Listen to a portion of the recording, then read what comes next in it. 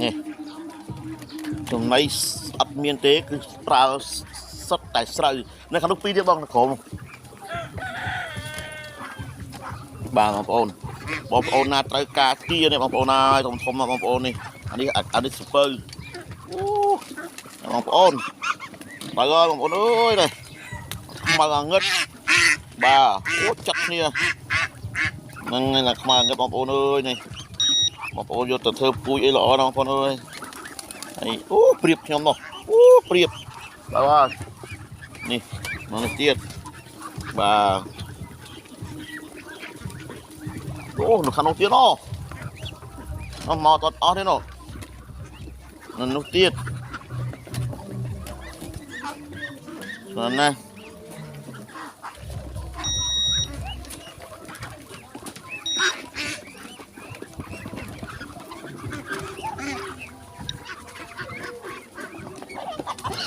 ស្រូវណាបងប្អូន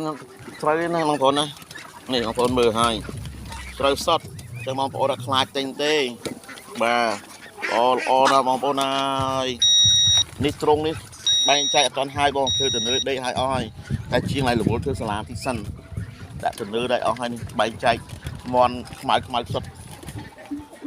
មន់ប្រភេទណាប្រភេទហ្នឹងបាទទៅរៀបចំអត់ទាន់ហើយ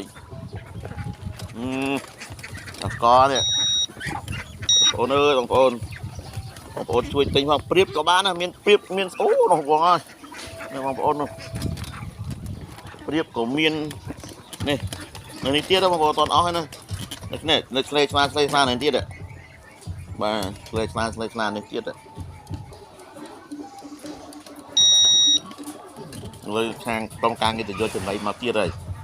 វត្តជុលគ្នាមួយមន់ព្រៃនេះពួកនៅក្នុងទ្រង់បងប្អូននេះនៅក្នុងទ្រង់បាទក្នុងទ្រង់ដល់ពឹបយើងបាក់វាចេញទៅវាចេញមេបានទៅច្រើនមន់ព្រៃព្រៀបបាទព្រៀបពីមន់ព្រៃបាទអូខ្មៅក្របអានេះបាទនោះព្រៀបបងប្អូនអើយព្រៀបនៅកណូនេះព្រៀបចូលជា50ជាងឯព្រៀបនោះបាទឥឡូវយើងនាំបងទៅមើលមន់ម្ដងបាទមានមន់ទឿមន់សេមីនីម៉ុងហ្គោលយូណានបាទ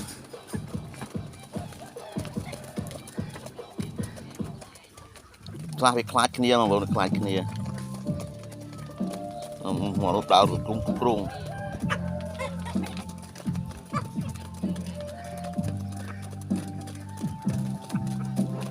មកក្រឹបនោះ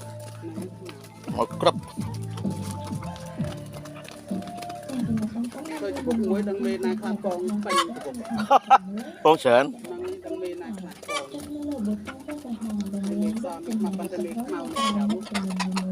នេះក្រាបហើយបានពុកហ្នឹងបានពុកធ្វើមកពុកដឹងមេណាខ្លះកងតែមេក្រាបមួយហ្នឹងក្រាបមេខ្មៅបាទនេះខែតមបង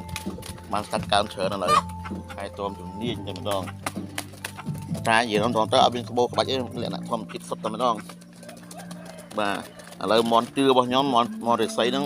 ចូលរាង30-40កូនលើហើយពងធៀមញាស់ទៀតបងប្អូន